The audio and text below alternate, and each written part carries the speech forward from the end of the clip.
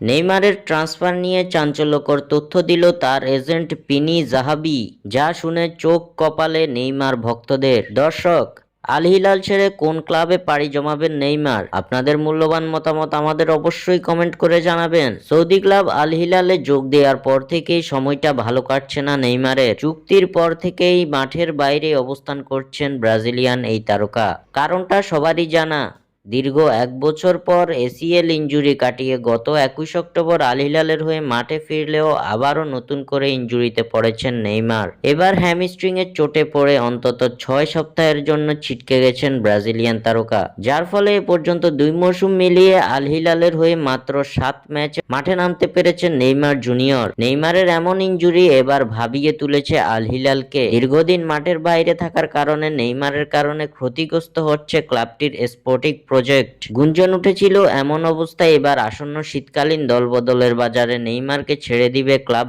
Al Hilal. মূলত চুক্তির মেয়াদ আরো ৬ মাস বাকি থাকার কারণে ক্ষতিপূরণ দিয়েই নেইমারকে ছেড়ে দিতে চায় ক্লাবটি। এমনটা হলে নেইমারের পরবর্তী গন্তব্য হবে কোথায়? এই তালিকায় সবার প্রথমে যে নামটি এসেছে সেটি হলো নিজের শৈশবের ক্লাব সান্তোস এফসি।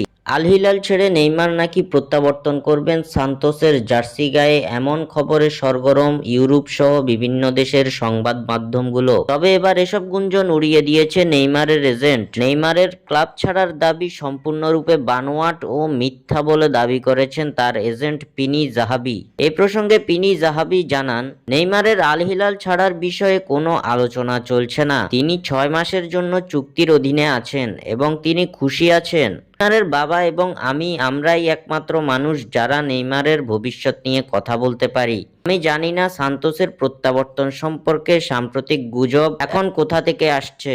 এভাবেই নেইমারের দলবদলের গুঞ্জন মিথ্যা বলে উড়িয়ে দিয়েছেন তার এজেন্ট। স্বাক্ষর থেকে সাদবিন ইসলাম।